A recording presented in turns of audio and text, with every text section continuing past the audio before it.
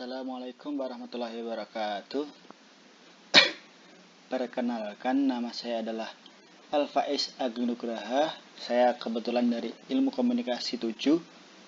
Kemudian untuk tim saya 1996 1494. Di sini saya akan menjelaskan tentang apa itu ketahanan nasional dan bagaimana ketahanan nasional di Indonesia. Untuk yang pertama, ini untuk pengertiannya dulu. Ini ada 3 sudut pandang perspektif terhadap konsep ketahanan nasional, yaitu sudut pandang atau perspektif yang pertama, ketahanan nasional sebagai kondisi. Perspektif ini meninjau ketahanan nasional sebagai penggambaran atas keadaan yang seharusnya dipenuhi. Kondisi ideal demikian memungkinkan suatu negara memiliki kemampuan mengembangkan kekuatan nasionalnya untuk menghadapi segala tantangan, ancaman, hambatan, dan gangguan bagi kelangsungan hidup bangsa. Untuk sudut pandang atau perspektif yang kedua, ini ada ketahanan nasional sebagai suatu pendekatan atau suatu metode. Biasanya pendekatan ini digunakan dalam menjalankan pembangunan negara dalam rangka mencapai tujuan nasional. Sebagai pendekatan bahwa ketahanan nasional menggambarkan pendekatan integral. Pendekatan integral mencerminkan segala aspek dimanfaatkan untuk membangun atau memecahkan masalah dalam kehidupan bernegara. Pendekatan ini menggunakan pemikiran kesisteman. Kemudian yang terakhir ada perspektif yang terakhir ada ketahanan nasional sebagai doktrin. Ketahanan nasional ini merupakan suatu konsepsi khas Indonesia berupa tentang penyelenggaraan bernegara.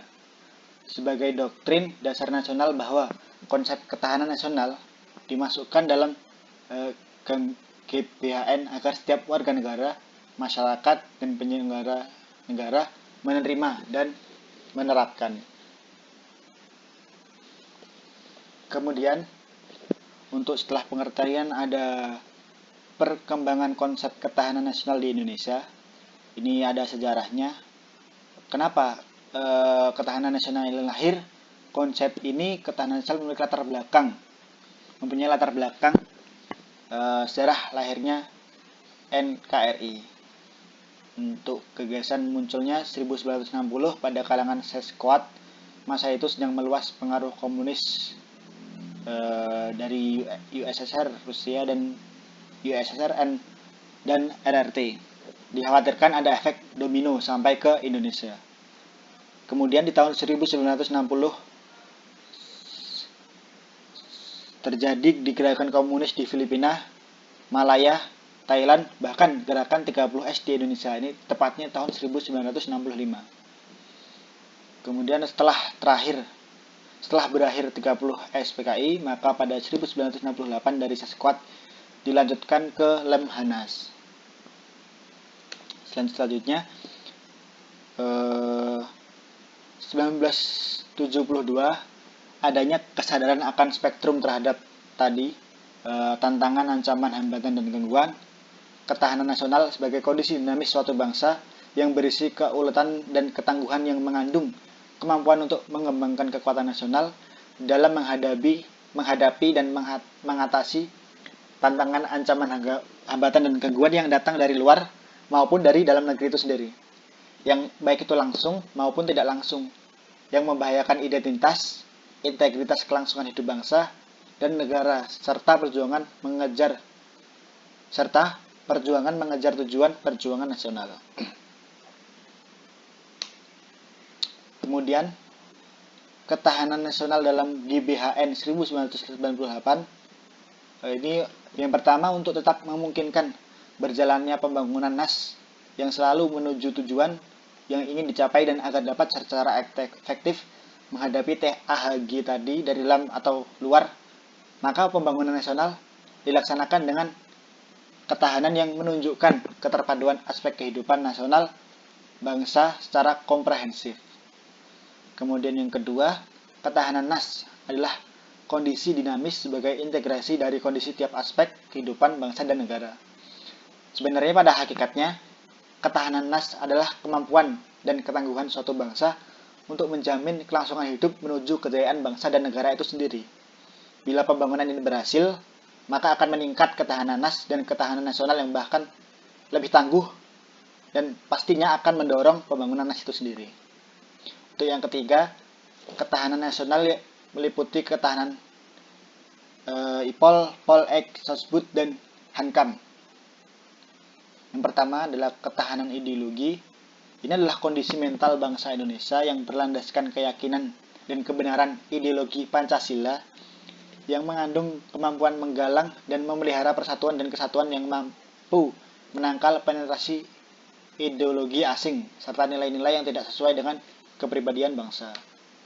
Kemudian ketahanan politik adalah kondisi politik bangsa Indonesia berlandaskan demokrasi Pancasila dan UUD 1945 yang mengandung kemampuan memelihara sistem politik yang sehat dan dinamis serta kemampuan menerapkan politik Indonesia bebas dan akurat.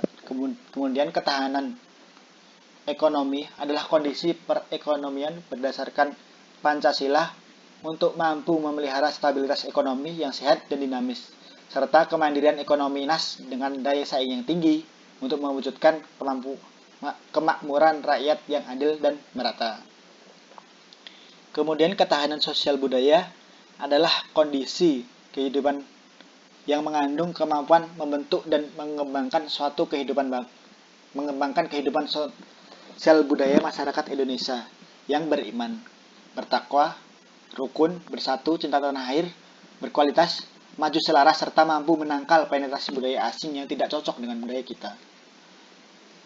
Kemudian ketahanan HANKAM adalah kondisi daya tangkal bangsa yang dilandasi kesadaran akan bela negara seluruh rakyat yang mengandung kemampuan memelihara stabilitas HANKAM negara yang dinamis, mengamankan pembangunan dan hasilnya, kemampuan mempertahankan kedaulatan negara dan menangkal segala bentuk ancaman. Lanjut ya. Kemudian ini ada nomor 3, unsur-unsur dari ketahanan nasional. Ini ada beberapa gatra. Ini pertama gatra dalam ketahanan nasional.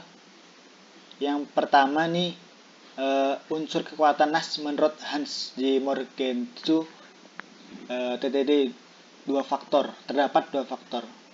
Faktor tetap atau stable faktor, geografi dan SDA, sumber daya alam. Kemudian faktor berubah, dynamic faktor, terdiri dari industri, militer, demografi, karakter nasional, moral nasional, dan kualitas diplomasi. Kemudian unsur kekuatan nasional menurut James Liray, itu yang pertama tangible factor, terdiri dari sumber daya manusia, industri, dan militer. Kemudian ada intangible factor, terdiri dari karakter nasional, moral nasional, dan kualitas kepemimpinan. Kemudian yang nomor 3 adalah unsur kekuatan nasional yang menurut Palmer. Ini unsur kekuatan ini terdiri dari tanah, sumber daya, penduduk, teknologi, ideologi, moral, dan kepemimpinan. Kemudian ini nomor 4 adalah unsur kekuatan nasional menurut para Cassandra. Ini alamiah, terdiri dari geografi, sumber daya, dan penduduk sosial. Juga terdiri dari perkembangan perekonomian, struktur politik, budaya, moral nasional, dan lain-lain. Serta ide, inteligensi dan diplomasi, dan kebijakan kepemimpinan.